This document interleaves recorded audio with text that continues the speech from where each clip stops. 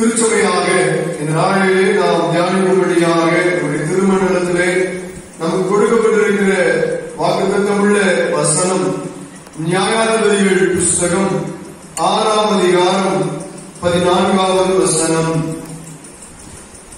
அப்பொழுது கர்த்தர் அவனை நோக்கி பார்த்து, உனக்கு இருக்கிற இந்த வெள்ளத்தோடே போ, உன்னை அனுப்புகிறவர் நான் அல்லவா என்றார். அப்பொழுது கர்த்தர் அவனை நோக்கி பார்த்து, இந்த வேத பகுதி நம்ம எல்லாருக்கும் நன்கு பரிச்சயமான அநேக நேரங்களிலே நாம் தியானித்து கேட்டிருக்கிற ஒரு நல்ல ஒரு வேத பகுதி. இந்த வேத பகுதி முழுவதுமாக கிதியோன் அப்படிங்கிற ஒரு நியாயாதிபதியை குறித்து சொல்லப்பட்டிருக்கிறது. எப்போதுமே எந்த ஒரு வசனத்தை எடுத்தாலும் அந்த வசனத்தை சற்று ஆழமாக சிந்திக்க தியானிக்க அழைக்கப்படுகிறோம். இங்கே சொல்லப்பட்டிருக்கிறது அப்பொழுது கர்த்தர் அவனை நோக்கி பார்த்து. அப்பொழுது அப்படிங்கிற அந்த வார்த்தை வந்தா ஏற்கனவே சொல்லி தந்திருக்கிற நம்ம ஒரு கேள்வி கேட்கணும். எப்பொழுது? என்ன கேள்வி கேட்கணும்? எப்பொழுது? எப்பொழுது கர்த்தர் கிதியோனை நோக்கி பார்த்தார்? இந்த எப்பொழுதுங்கிற கேள்விக்கு இந்த 5வது அதிகாரத்திலேயே பதில் சொல்லப்பட்டிருக்கிறது. அது நியாயாதிபதிகளுடைய காலம்.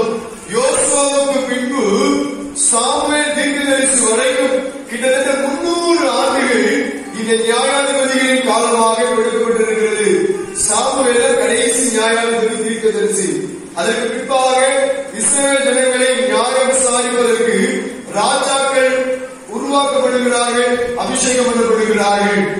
இந்த காலத்துல இஸ்ரவேல் ஜனங்கள் கர்த்தரை துக்கப்படுத்தினார்கள். இந்த 5வது அதிகாரத்தில் கடைசி வேதவசனத்தை பார்த்தோம் என்று சொன்னால் 40 ஆண்டு காலம் தேசம் அமைதலாக இருந்தது. 40 வருஷம் சிசேரா அப்படிங்கிற ஒரு ராஜா கொல்லப்படுகிறார். தெபோரா என்கிற தீர்க்கதரிசி அந்த நியாயாதிபதி காலத்திற்காக அங்கே 40 வருஷம் ஜனங்கள் அமைதலோடு கூட இருக்கிறார்கள். அதற்கு பின்பு அங்கே வசனம் சொல்லப்பட்டிருக்கிறது. 6வது அதிகாரம் 1வது வசனத்துல, பின்னும் இஸ்ரவேல் புத்திரர் கர்த்தரின் பார்வைக்கு பொல்லாப்பானதை செய்தார்கள். அப்பொழுது கர்த்தர் அவர்களை 7 வருஷம் மீதியானியருடைய கைகளுக்கு ஒப்பு கொடுத்தார். அமைதலாக இருக்கிற தேசத்துல மகிழ்ச்சியோடு கூட சந்தோஷத்தோடு கூட போய்கொண்டிருக்கிற இஸ்ரவேல் நாட்களில் ஒரு 7 வருஷம் ஆண்டவர் மீதியானியருடைய கைக்கு ஒப்பு கொடுத்தார். இந்த 14வது வசனத்தை பார்க்கிறோமே, அப்பொழுது கர்த்தர் அவனை நோக்கி பார்த்தார் என்று சொல்லி, அந்த அப்பொழுது அது எப்பொழுது நடைபெறுகிறது என்று சொன்னால், கர்த்தர் மீதியானியருடைய கைக்கு ஒப்பு கொடுத்தார். ஒப்பு கொடுத்தார் என்றால் என்ன? இந்த மீதியானியர்கள் யார், இவர்கள் என்ன செய்வாங்க அப்படின்னு சொல்லி நாம் பார்க்கின்ற போது 6வது வசனம் சொல்லுகிறது, இப்படி மீதியானியராலே இஸ்ரவேல் மிகவும் சிறுமைப்பட்டார்கள். இந்த மீதியானியர்கள் ஒருவேளை நான் பார்க்க லோத்தினுடைய சந்ததியினர். இவங்க இஸ்ரவேல் தேசத்தில் படையெடுக்கிறார்கள், அவர்களை சிறுமைப்படுத்துகிறார்கள். எப்படி சிறுமைப்படுத்துகிறார்கள் என்று சொன்னால், வெட்டி கிளிகளை போல கூட்டம் கூட்டமா வருவாங்க. வருகிறவர்கள் மாத்திரமல்ல, அறுப்பு காலத்துல இந்த இஸ்ரவேல் ஜனங்களுடைய விளை நிலைகளை அழித்து விடுவார்கள், கால்நடைகளை கொன்று போடுவார்கள், அவர்களுடைய ஆகாரங்களை வீணாக்கி விடுவார்கள். யாரெல்லாம் கண்களுக்கு முன்பாக பார்க்கிறார்களோ அவர்கள் எல்லாரையும் கொலை செய்து விடுவார்கள். இந்த ஜனங்கள், இஸ்ரவேல் ஜனங்கள் கர்த்தருடைய பார்வைக்கு பொல்லாப்பானதை செய்ததினால தேவன் அவர்களை அழிவுக்கு ஒப்பு கொடுத்தார். தேவன் அவர்களை சிறுமைக்கு ஒப்பு கொடுத்தார். அந்த சூழ்நிலையில்தான் கர்த்தர் கிதியோனை பார்த்து உரைக்கிற ஒரு தேவ வார்த்தை. அந்த சூழ்நிலை சொல்லப்பட்டிருக்கிறது 4வது 5வது வசனத்துல, அவர்களுக்கு எதிரே பாளையம் இறங்கி காசாவின் எல்லை மட்டும் நிலத்தின் விளைச்சலை கெடுத்து இஸ்ரவேலை ஆகாரத்தை ஆகியும் ஆடு மாடுகள் கழுதைகளை ஆகியும் வைக்காதே போவார்கள். அவர்கள் தங்கள் மிருக ஜீவன்களோடும் தங்கள் கூடாரங்களோடும் வெட்டுக்கிளைகளை போல திரளாய் வருவார்கள். அவர்களும் அவர்கள் ஒட்டகங்களும் எண்ணி முடியாததாயிருக்கும். இந்த பிரகாரமாக தேசத்தை கெடுத்துவிட அதிலே வருவார்கள். சிறுமைப்படுத்தப்பட்டிருக்கிற ஒரு சூழல், உயிருக்கு பயந்து போயிருக்கிற ஒரு சூழல். இதற்காக அவங்க பயந்து எங்க இருக்காங்க தெரியுமா? குகைகளில் இருக்கிறார்கள். 2வது வசனம் சொல்லுது, இந்த மீதியானியர்களுக்கு பயந்து எப்போ வருவாங்க, எப்போ வந்து நம்மை அழித்து போடுவார்கள் என்று சொல்லி பயந்து குகைகளில, மலைகளுடைய இடுக்குகளில தங்களுக்கு அடைக்கலம் தெரிவிக்கிறார்கள். இப்போ பயந்து போய் தன்னுடைய சொந்த வீட்டை விட்டு, தன்னுடைய சொந்த தேசம் இஸ்ரவேல் தேசத்தை விட்டுவிட்டு இப்போ மலைகளிலும் குன்றுகளிலும் பயந்து ஒழிந்து கொண்டிருக்கிறார்கள் இஸ்ரவேல் ஜனங்கள். அப்படிப்பட்ட ஒரு சூழலில் யோவாசின் மகனாகிய இந்த கிதியோன் அப்படின்னு என்ன பொருள் அப்படின்னு சொன்னா, அங்கே சொல்லப்பட்டிருக்கிற எபிரேய வார்த்தை கிதியோன் அப்படின்னா பராக்கிரமசாலி, தி மைட்டி வாரியர். கிதியோன் என்றால் பராக்கிரமசாலி அப்படின்னு ஒரு பொருள். இந்த கிதியோன் என்ன பண்ணிட்டு இருக்கிறார் அப்படின்னா, ஒரு கர்வாலி மரத்துக்கு கீழே ஆலைக்கு மிக அருகில கோதுமையை புடைத்துக் கொண்டிருக்கிறார். வேத வசனம் சொல்லுகிறது 11வது வசனத்துல, அவருடைய குமாரன் கிதியோன் கோதுமையை மீதியானியரின் கைக்கு தப்புவித்ததற்காக ஆலைக்கு சமீபமாய் அதை போரடித்தான். எப்போனாலும் இந்த மீதியானியர்கள் வரலாம், வந்தா சும்மா விட மாட்டாங்க, கிதியோனை கொண்டு விடுவார்கள், அவனுடைய கைகளில் இருக்கிற கோதுமையும் அழித்து விடுவார்கள். எப்போ வந்தாலும் நம் உயிருக்கு ஆபத்து ஏற்படலாம். ஆகவே தன்னிடத்தில் இருக்கிற அந்த கோதுமையை எப்படியாவது நான் போரடித்து அதை பிரித்துக் கொள்ள வேண்டும் என்று சொல்லி பயந்து கொண்டு அவன் அடித்துக் கொண்டிருக்கிறான். அப்படி பயத்தோடு நடுக்கத்தோடு இருக்கிற ஒரு சூழலில் இந்த கிதியோனை பார்த்து சொல்லப்பட்ட வார்த்தை என்ன தெரியுமா? உனக்கு இருக்கிற இந்த பலத்தோடு போ, உனக்கு இருக்கிற இந்த பலத்தோடு போ, உன்னை அனுப்புகிறவன் நான் அல்லவா? அதற்கு முந்தின வசனம் சொல்கிறது, பராக்கிரமசாலியே கர்த்தர் உன்னோடு கூட இருக்கிறார், உன் கூட கர்த்தர் இருக்கிறார் அப்படின்னு வார்த்தை உரைக்கப்பட்டது. அவன் என்ன சொன்னா தெரியுமா? ஐயா, கர்த்தர் எங்க கூட இருந்தாரானா எங்களுக்கு ஏன் இந்த பாடுகள், எங்களுக்கு ஏன் இந்த உபத்திரவங்கள்? அங்கே சொல்லப்பட்டிருக்கிறது 13வது வசனத்தை ஒரு வாசியுங்கள்.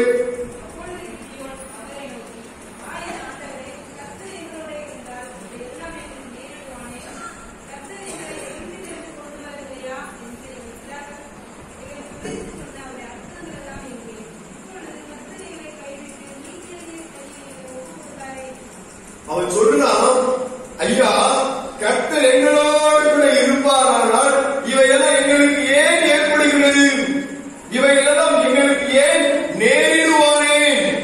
எகிப்தில எங்கள் ஜனங்களை மைதானத்தை கொண்டு வந்த அந்த அற்புதம் இன்றைக்கு எங்கே போனது?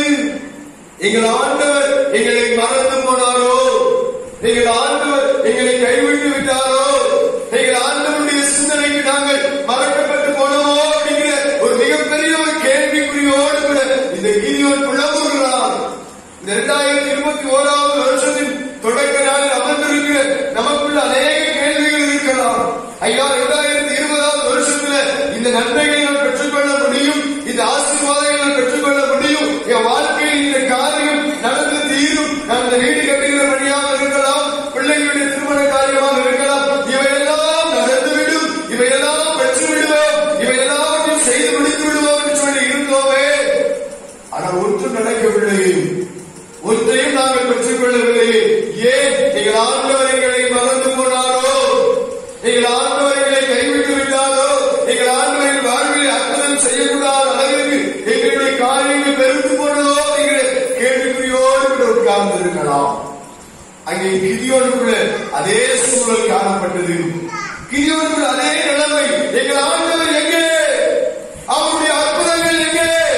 அவரை வல்லெடுத்து வந்த அந்த அதிசயமான செய்திகள் எங்கே போனது? எங்களை மறந்து போனாரோ, மறக்கப்பட்டு போனதோ அப்படிங்கிற ஒரு சூழல். அங்கே ஆண்டவர் சொல்லுகிறார், அவனை நோக்கி பார்த்து உனக்கு இருக்கிற இந்த பலத்தோடு நீ போ என்று சொல்லுகிறார். நல்லா கவனித்து பாருங்க, இங்கே ஆண்டவர் அவர்களை மறக்கவில்லை, அவர்கள் தான் மறந்து போனார்கள். தங்களுடைய பாவங்களினால, தங்களுடைய பொல்லாத செய்திகளினால கர்த்தருக்கு பின்வாங்கி போனது இஸ்ரவேல் ஜனம். அவர் மாறாதவர், அவருடைய அன்பு மாறாது, அவருடைய இரக்கம் மாறாது, அவருடைய கிருபை மாறவே மாறாது. அனைவரும் புலம்புறார், எங்கள் ஆண்டவர்களை மறந்து போனாரோ? வேதம் தெளிவாக சொல்கிறது, கர்த்தரை பார்வைக்கு பொல்லாப்பானதை செய்தார்கள். இன்னும் தெளிவாக நமக்கு பார்க்கலாம். 10வது வசனத்தை வாசித்து வாசித்து பாருங்கள். 6வது அதிகாரம் 10வது வசனத்துல, நான் உங்கள் தேவனாகிய கர்த்தர் என்றும் நீங்கள் குடியிருக்கும் அவர்கள் தேசத்தில் உள்ள எமோரியருடைய தேவர்களுக்கு பயப்படாதீர்கள் என்றும் உங்களுக்கு சொன்னேன். நீங்களோ என் சொல்லை கேளாமல் போனீர்கள் என்கிறார் என்று சொன்னார். கர்த்தருடைய தூதரானவர் அங்கே சொல்லப்படுகிற தீர்க்கதரிசி மூலமாக உரைக்கப்படுகிற ஒரு காரியம், உங்கள் தேவனாகிய கர்த்தர் நான் என்று உங்களுக்கு சொன்னேன். நான் தான் உங்கள் தேவனாகிய கர்த்தர். மோசே மூலமாக சீனாய் வனாந்தரத்தில் கொடுக்கப்பட்ட கற்பனைகளில் முதலாவது கற்பனை, உன் தேவனாகிய கர்த்தர் நானே.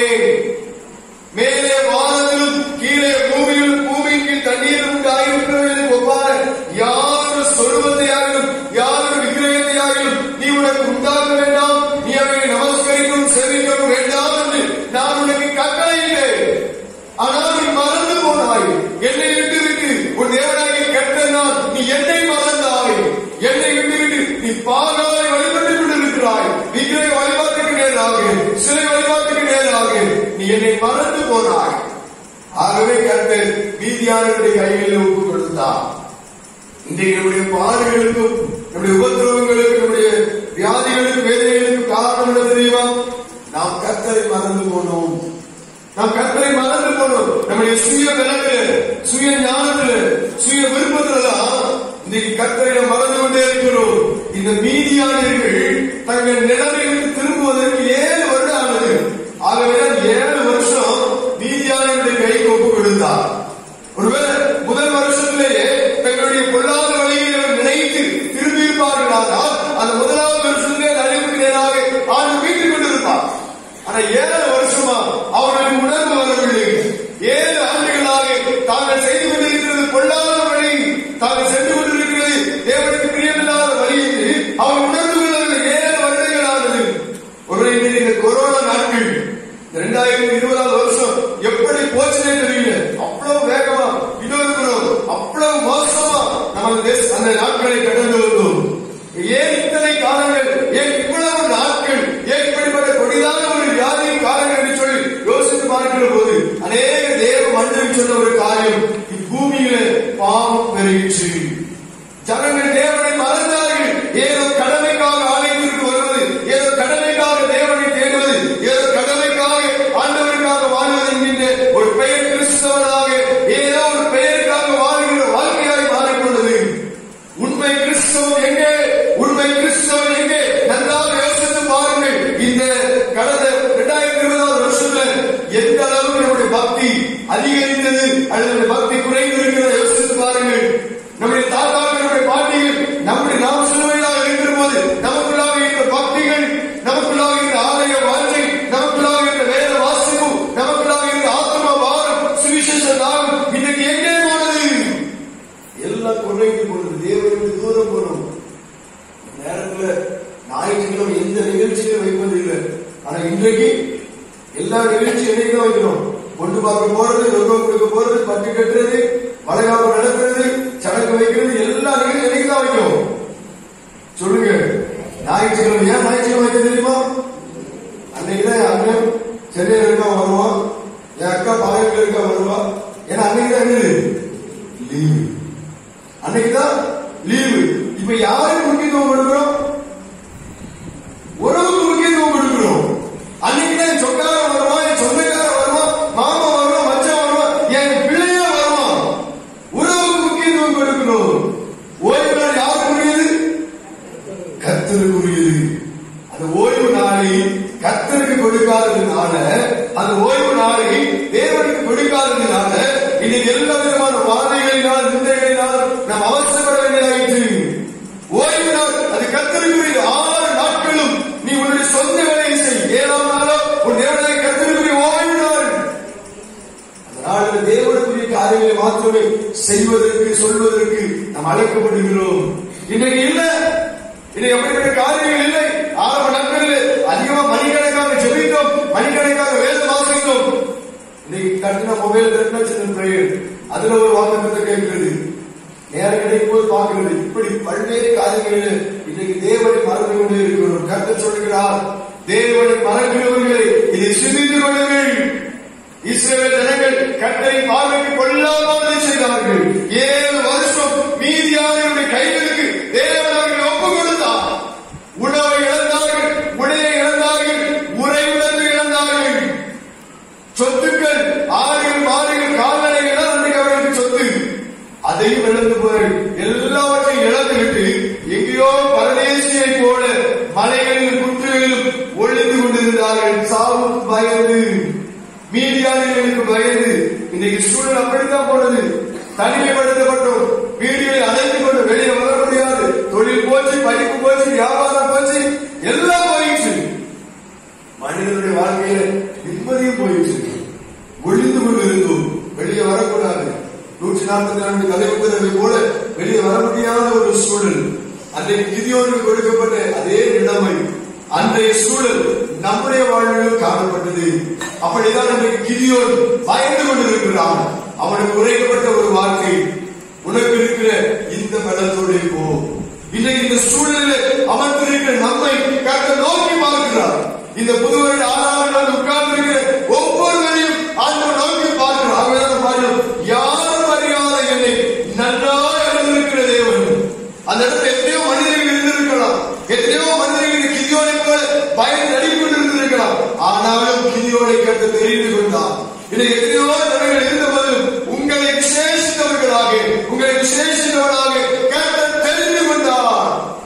2020ஆம் வருஷத்துல ஜனவரி 1ஆம் தேதி இதே நிமிஷத்தில் இதே கிராமத்தில் பிரவேசித்த எத்தனையோ பேர் இன்றைக்கு இந்த புது வருஷம் நம்ம கூட இல்லை.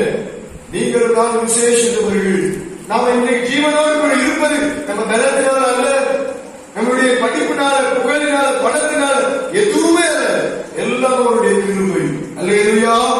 எல்லாமே அவருடைய கிருபை. இன்னைக்கு நான் இருக்கிறேன் ஐயா, நான் ஜீவனோடு இருக்கிறேன், அது கர்த்தருடைய கிருபை. அவருடைய கிருபையினால நமக்கு ஜீவனோடு வைத்திருக்கிறார். நம்மை நோக்கி பார்க்கிறார். யாரும் என்னை பார்க்கல, யாரும் என்னை புரிந்து கொள்ளவில்லை, யாரும் என்னை தெரிந்து கொள்ளவில்லை சொல்லி கொண்டு கொண்டிருக்கலாம். ஆண்டவர் சொல்கிறார், என் கண்களில் உனக்கு கிருபை கிடைத்தது. எத்தனையோ ஜனங்கள் இருந்த போதும் நோவாவுக்கு கர்த்தருடைய கண்களில் கிருபை கிடைத்தது. அதே கிருபை நமக்கு தருகிறார். எந்த சூழலில் இடத்துல உட்கார்ந்திருந்தாலும் நம்மை நோக்கி பார்க்கிற ஆண்டவர். 2வது சொல்லப்பட்டிருக்கிறது, உனக்கு இருக்கிற இந்த பலத்தோடு. அவனுடைய எந்த பலம் இருந்தது? நல்ல பயந்து இருந்தான். ஒரு சரியான ஒரு பயந்தாவடியா இருந்தான். அவனை பார்த்து கர்த்தர் பராக்கிரமசாலி என்று அழைத்தார். பலவீனனும் தன்னை பலவான் என்று சொல்வானாக. அந்த பலவீனத்தில் அவனுடைய பலன் பூரணமாய் விளங்கும். கர்த்தருடைய வாக்கு சொல்லுகிறது, என் கிருபை உனக்கு போதும், உன் பலவீனத்தில் என் பலன் பூரணமாய் விளங்கும். இன்னைக்கு அவன் நினைக்கிறான், எனக்கு அறிவு இல்லை, எனக்கு படிப்பு இல்லை, எனக்கு அழகு இல்லை, எனக்கு வசதி இல்லை, எனக்கு திறமை இல்லை, என்னை கொண்டு அவர்கள் என்ன செய்ய முடியும்? நான் அதிகமாக சொல்லுகிற ஒரு காரியம், திறமை உள்ளவர்களை, தகுதி உள்ளவர்களை கர்த்தர் அழைப்பது இல்லை, அழைத்தவர்களை தகுதிப்படுத்துகிறார். தகுதி உள்ளவர்கள் கர்த்தர் அழைப்பார் என்று சொன்னால் இல்லவே இல்லை. ஆனால் யாரை அழைக்கிறாரோ அவர்களை தகுதிப்படுத்துகிறார். இன்றைக்கு எந்த நிலைமையில் இருந்தாலும் சரி, அவன் சொல்லுகிறான், ஐயா மனாசே என் குடும்பம் மிகவும் எளியது. 15வது வசனத்தை பார்ப்போம் என்று சொன்னால், ஆண்டவரே நான் எப்படி இந்த இஸ்ரவேலை ரட்சிக்க முடியும்? இதோ மனாசேயில என் குடும்பம் மிகவும் எளியது. என் தகவல் வீட்டில் நான் எல்லாரும் சிறியவன் ஐயா, நான் ரொம்ப சிறியவன், எல்லாரும் பார்க்கணும் நான் எளியவன் என்று சொல்கிறது. எளியவன் என்றைக்கும் மறக்கப்படுவதில்லை. தாவீதுடைய வாழ்விலை கர்த்தர் உறுதிப்படுத்தினார். நான் சிறுமையும் எளிமையுமானவன், கர்த்தரோ என்மேல் நினைவாய் இருக்கிறார். எல்லாரும் என்னை மறந்து போனார்கள், எல்லாரும் என்னை கைவிட்டு விட்டார்கள், எனக்கு யாருமே என்று சொல்லி புலம்பிக் கொண்டிருக்கிறீர்களா? ஆண்டவர் சொல்கிறார், நீ என்னால் மறக்கப்படுவது இல்லை, நீ என்னால் மறக்கப்படுவதில்லை என்று கர்த்தர் சொல்லுகிறார். அன்றைக்கு கிதியோனை பலப்படுத்தின கர்த்தர். 3வது சொல்லப்பட்டிருக்கிறது, உன்னை அனுப்புகிறவர் நான் அல்லவா? உன்னை அனுப்புகிறவர் நான் அல்லவா? அந்த நான் யார் தெரியுமா? சர்வ வல்லமை உள்ள கர்த்தர். அல்மைட்டி காட், சர்வ வல்லமை என்று சொன்னால் எல் ஷடாய் என்று எபிரேய மொழியில் சொல்லப்பட்டிருக்கிறது. எல்லாவற்றையும் செய்ய வல்லமை உள்ளவர். வாழ்க்கையில இதுதான் நடக்கும், இதுதான் செய்ய முடியும் யோசித்துக் கொண்டிருக்கிறாயோ, புதிய வருஷத்துல எல்லாவற்றையும் செய்வதற்கு என்னிடத்திலே வல்லமை உண்டு என்று கர்த்தர் சொல்லுகிறார். நம்முடைய வாழ்க்கையில் புது வருஷத்திலேயா காரியங்கள் நடக்குமா, இந்த ஆசீர்வாதம் கிடைக்குமா என்று ஒருவேளை எதிர்பார்ப்போடு பலவிதமான கேள்வியோடு அமர்ந்திருக்கிறீர்களா? கர்த்தர் சொல்லுகிறார், உன்னை அனுப்புகிறவன் நான். இந்த புது வருஷத்துல உன்னை கடக்க பண்ணினவர் நான். இந்த 2021 வருஷத்துல உன்னை பிரவேசிக்க பண்ணினவர் நான். இதோட நாசமான யாவருக்கும் தேவனாகிய கர்த்தர் என்னாலே செய்யக்கூடாத அதிசயமான காரியம் ஒன்று உண்டோ என்று கர்த்தர் கேட்கிறார். அந்த தேவனிடத்துல நம்ம ஒப்பு கொடுக்க அழைக்கப்படுகிறோம். கிதியோடு ஓரோடு கூட எழுதி ஜனங்கள் பெற்றுக்கொண்டு எது தெரியுமா? சமாதானம் உண்டாவதாக என்று சொல்லி கர்த்தர் அவரை வாழ்த்தினார். யெகோவா ஷாலோம். கர்த்தர் கொடுத்த ஒரு வாக்குத்தத்தம் என்ன தெரியுமா? வருகின்ற 2021 வருஷம், இந்த வருஷம் நமக்கு சமாதானத்தின் ஆண்டாக இருக்க போகிறது. அல்லேலூயா. ஒரு சமாதானம், ஒரு நிம்மதியான ஒரு ஆண்டாக. ஒருவேளை கிதியோடு இந்த சூழ்நிலை போல யுத்தங்கள் இருக்கலாம், பல விதமான பிரச்சனைகள், ஆனால் எல்லாவற்றிலும் நம்மை சுகமாய் தக்கப்படுகிற ஒரு கர்த்தர்.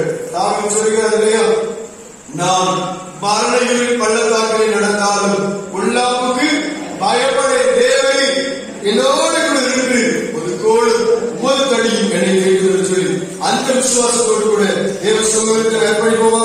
எல்லாரும் உலகாட்படி தேவ சமூகத்தில் என்னை அனுப்புகிற நீரானவர், என்னை அனுப்புகிற நீரானவர், இந்த உலகத்திற்குள்ள கடந்து போக போகிறேன், இந்த உலகத்திற்குள்ள கடந்து போக போகிறேன், என்னோடு கூட நீர் வார மாற்றுகிறேன், என்னோடு கூட நீர் வார மாற்றுகிறேன், என் கூட கடந்து வார சுவாமி. ஒப்பு கொடுத்து செல்வோம். நல்ல ஆண்டவரே, இந்த நல்ல நேரத்திற்காக நன்றி செலுத்துகிறோம்.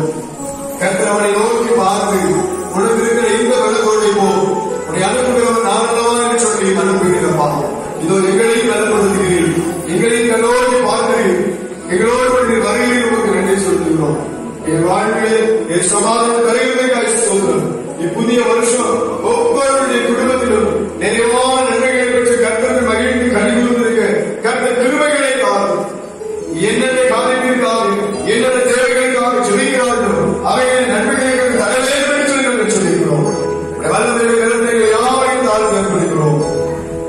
மாறான நித்திய கிருபையினால் எங்களை ஆசிர்வதியும். இயேசு கிறிஸ்துவின் நாமத்தில் ஜெபிக்கின்றோம் நல்ல